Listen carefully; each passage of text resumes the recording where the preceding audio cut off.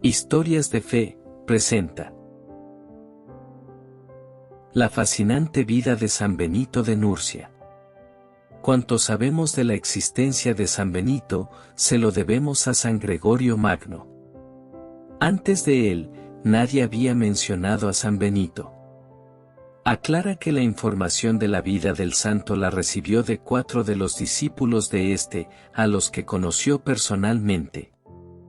Nacido en Nursia, en la provincia de Umbría, pertenecía a una familia distinguida, pero nada sabemos acerca de sus padres. Sin embargo, el hecho de conocer que su hermana fue santa escolástica nos hace suponer que los hermanos tuvieron unos padres con nobleza de alma y profundas convicciones cristianas.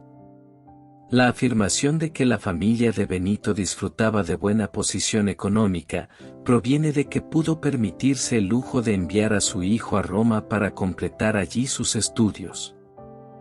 No se conoce con exactitud la fecha de nacimiento de Benito.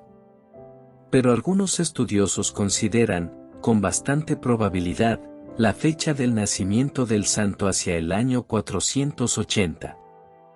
Antes de continuar, te invitamos a suscribirte a nuestro canal y activa la campanita de notificaciones para que puedas recibir los avisos de nuestros próximos videos. El nacimiento del santo transcurrió en una difícil época de decadencia y confusión. Italia estaba empobrecida, despoblada y desmoralizada por las diversas invasiones a las que era objeto. El joven Benito abandonó su localidad natal de Umbría, para proseguir los estudios en las aulas romanas cuando tenía aproximadamente 12 años, acompañado de una nodriza de nombre Cirila. Italia gozaba en ese momento de unos tiempos inesperadamente sosegados. Benito se mezcló con aquella inmensa multitud de estudiantes romanos, hijos de las mejores familias de Italia, África y las Galias, para escuchar las lecciones de los grandes maestros. Ya había culminado sus estudios de gramática y retórica, y se presume que estaría estudiando derecho cuando, a sus 17 años, decide interrumpir su carrera. Roma era cuna de conocimiento, pero también de corrupción, vicios y depravaciones. Dándose cuenta de la inmoralidad reinante y no queriendo contagiarse con ellos, prefirió renunciar a los honores a que sus estudios le conducían, a cambio de escabullirse de las ocasiones de pecar, y decidió retirarse a tiempo a un lugar solitario para hacerse ermitaño. La buena de Cirila, que lo había criado desde pequeño y que lo amaba entrañablemente, se empeñó en acompañarlo. Los dos viajeros tomaron la vía de Tívoli. Cuando llegaron a Afile, una modesta aldea situada en las montañas de Sabina, fueron recibidos por un grupo de ascetas que se hallaban unidos por la común aspiración a la perfección cristiana. Estos personajes les rogaron que se quedaran con ellos, y el santo accedió a sus ruegos, estableciéndose cerca de una capilla del lugar. Un día Cirila lloraba amargamente porque se le rompió un tamiz de barro cocido que le había prestado una vecina. Benito juntó los trozos del vaso y se puso a rezar. Cuando terminó, el tamiz quedó como nuevo. La noticia llegó a todos en aquel lugar y causó tal admiración, que los habitantes del pueblo colgaron ese mismo tamiz en la puerta de la iglesia, con objeto de que todos, los presentes y los que vinieran en el futuro, conocieran de este primer prodigio del joven Benito. A pesar de lo apacible que era esa comunidad, el santo no tenía como propósito quedarse con ellos. De hecho, su estancia en Éfide no representaba más que un alto en su deseo de la soledad. Poco tiempo después decidió irse, separándose a sí mismo de la fiel nodriza. No muy lejos de Éfide existía un lugar solitario y escondido, de nombre Sobiaco, ideal para satisfacer las aspiraciones de Benito. En camino a aquella dirección se encontró con un monje llamado Román, quien le prestó ayuda dándole un hábito para la vida monástica y sirviéndole en cuanto pudo. Al llegar a aquel lugar se retiró a una estrecha cueva, escondida entre malezas, y allí permanecería durante 3 años ignorado por los hombres, salvo del monje Román, quien vivía en un monasterio no lejos de la cueva, bajo la regla de un abad llamado Adeodato. En su cueva, Benito practicaba el más rígido ascetismo y comía apenas unos restos de pan que su amigo Román le llevaba cuando podía. Cuando sentía que sucumbiría ante la tentación carnal, se revolcaba desnudo entre zarzas y ortigas para ahogar esos deseos pecaminosos, demostrando un fuerte dominio de carácter y la necesidad de permanecer incorrupto. Durante estos 3 años de experiencia como ermitaño, la soledad de Benito fue poblándose lentamente con las visitas de pastores. Aquellos hombres escuchaban con atención la palabra del anacoreta que les hablaba de la gloria de Dios. Ya el santo tendría probablemente más de 30 años cuando un día llegaron a su retiro los monjes del convento de Vicovaro, y estos le pidieron que se pusiese al frente de su comunidad. Benito se negó, pues sospechaba que aquellos hombres no se sujetarían a la disciplina que él iba a imponerles. No obstante, los ruegos fueron tantos que decidió complacerlos. Tal como lo intuía Benito, el ensayo resultó un fracaso. Los monjes querían seguir su vida de desorden y no podían tolerar el nuevo orden impuesto. Para librarse del santo llegaron a echarle veneno en el vino. Benito bendijo el vino en la mesa sin sospechar, y el vaso se rompió en pedazos. Entendiendo perfectamente la señal divina, triste y decepcionado, el santo entregó su cargo y volvió a su gruta en Subiaco. Este primer contacto de San Benito con la vida conventual le hizo pensar que les faltaba una regla que los disciplinara. Lo que ocurría en el monasterio de Vicovaro pasaba con igual o menor intensidad en todos los monasterios. El periodo de la santidad de los primeros monjes había comenzado a decaer. Estos hermanos que se entregaban a la soledad caían en el ocio o en los vicios y los monasterios contaban cada vez con menos hombres santos. En contrapartida, la fama de la santidad de Benito se extendió llegando a Roma y aún más allá. En poco tiempo tenía 156 seguidores, los cuales para cobijarlo se hicieron 12 pequeños e improvisados monasterios con los materiales que iban consiguiendo, probablemente madera y barro, y así dividió el grupo en esos 12 recintos. En este tiempo Benito realizó el estudio práctico de la actividad de los monjes, sus necesidades, sus virtudes, sus defectos, lo que era preciso estimular y lo que era necesario reprimir. Fue elaborando en su mente la serie de preceptos, órdenes y consejos que más tarde constituirían su regla inmortal.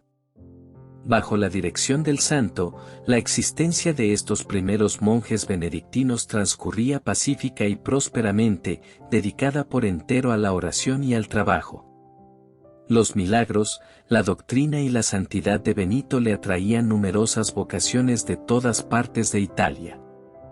De la misma Roma nobles varones acudían a su monasterio y le entregaban a sus hijos a fin de que los formara en el servicio divino, entre ellos, 2 jovencitos que llegarían también a la santidad, Mauro y Plácido. Corría el año 529, cuando un sacerdote que administraba una iglesia vecina, celoso de los triunfos espirituales de San Benito, trató también de envenenarlo y corromper las almas de sus discípulos causando la decisión del santo de abandonar la región. Bendijo a sus monjes y se despidió. Cuando ya se hallaba muy distante de su grupo de fieles, un discípulo le alcanzó y le dijo que volviera, porque el mal sacerdote había muerto repentinamente. Pero él no quiso regresar. Tenía que salir de Subiaco y dirigirse al lugar donde redactaría su regla y cumpliría su misión. Lo cierto es que el padre del bienaventurado joven Plácido había entregado al santo las tierras de Montecassino. Esta donación fue la primera de los señores feudales a los monasterios. Benito debía tomar posesión de las tierras donadas y desterrar de ellas la idolatría que imperaba en el lugar. San Benito llegó a Montecassino en el mismo año 529. Las magníficas obras romanas eran ahora ruinas dispersas y los pobladores habían vuelto al paganismo. San Benito decidió encerrarse en la vieja torre romana acompañado solo con nuestro Señor y pasó 40 días de oración y ayuno. Luego de eso, empezó a derribar las estatuas paganas que allí se encontraban y en su lugar levantó cruces. El altar pagano a Apolo lo transformó en la capilla de San Juan Bautista, por lo cual la ciudad pagana se estaba convirtiendo en la ciudad de Dios. Benito hizo de Montecassino el centro reformador del monacato cristiano. Las gentes se sentían dominadas por el ejemplo y la palabra de aquel hombre y sus discípulos. 15 años viviría el santo en el monasterio, y durante este tiempo no paraba de trabajar haciendo reformas estructurales. Entre ellas construyó un cenobio para sus monjes, pues no quería que aquellos santos varones viviesen como anacoretas ni como vagabundos. Además, el convento debía ser una ciudad y bastarse a sí mismo en todas sus necesidades. La organización interna y externa que Benito dio a su orden, la convirtió en el instrumento social más perfecto y de más profundo alcance de la primera Edad Media. Transformó radicalmente el monacato y prestó a la Iglesia católica una fuerza nueva. Con la regla, San Benito eligió con sumo cuidado lo que más convenía para una vida severa de oración, de trabajo y de estudio. En su redacción contiene todo lo que los monjes debían cumplir, en una lectura sencilla y transparente para que hombres de todos los niveles intelectuales no tuvieran mayores dificultades en comprender. Fue el primer hombre cristiano que enseñó a gobernar. Ningún otro libro de la antigüedad contiene códigos morales, filosóficos, religiosos, penales, políticos y de ciencias. Los monjes benedictinos cultivaban los campos, levantaban edificios, fabricaban muebles y utensilios, cosían trajes, y al mismo tiempo, ahondaban el conocimiento y copiaban viejos libros en primorosos manuscritos. Las ruinas de las ciudades romanas, gracias al trabajo de los monjes, empezaron a repararse. Miles de ermitas alegraron las rutas y ofrecieron un refugio a los caminantes. Los monasterios de San Benito inauguraron la hospitalidad para los peregrinos. Los nobles, los mercaderes y los más humildes viajeros hallaron en sus hospederías habitaciones cómodas y comidas sanas. Donde se levantaba un convento pronto se agrupaban a su alrededor muchas casas y este conjunto de casas se convertía en una ciudad. Miles de jóvenes aprendieron en los monasterios benedictinos oficios manuales y el arte de las letras y de la filosofía. El trabajo y el estudio que impusieron en todas partes los monjes de San Benito contribuyeron eficazmente a organizar la sociedad medieval y crearon una cultura. En los conventos, además, se custodiaron durante siglos las obras más preciadas de la literatura y filosofía antiguas. Cuando la invención de la imprenta circuló por Europa, halló en los conventos benedictinos los tesoros de los tiempos clásicos. El final de la vida de San Benito está embellecido por un dulce episodio. Es el encuentro con su hermana gemela Escolástica. Las crónicas relatan que una paloma blanca anunció al santo la muerte de Santa Escolástica. Fue ella la propagadora de la fundación de conventos benedictinos para mujeres, haciendo que se multiplicaran en gran magnitud en la Edad Media. Las jóvenes hallaban en sus celdas un refugio, y en sus aulas, una instrucción. 40 días después de la muerte de Santa Escolástica, fallece San Benito el 21 de marzo del año 543. Antes de morir ya su orden se había extendido a Francia. Pocos años después de su muerte, ya la orden benedictina era muy poderosa en Europa. Benito organizó la sociedad barbarizada de Europa. Este era un continente que había perdido su identidad, sin cultura y sin ideales futuros. Los monasterios benedictinos enseñaron a los hombres a trabajar y a vivir con normas. La sociedad fue organizada, y los reyes, fanáticos unos, y bárbaros otros, tuvieron en los monjes maestros y consejeros. Las leyes, hasta entonces impotentes, pudieron aplicarse en forma práctica.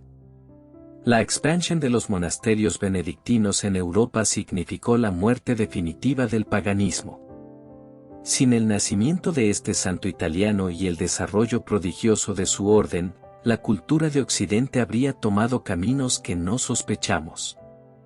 Además, los monasterios benedictinos generaron un carácter internacional, pues la cultura romana fue llevada por los monjes a Inglaterra, a Francia y a Alemania.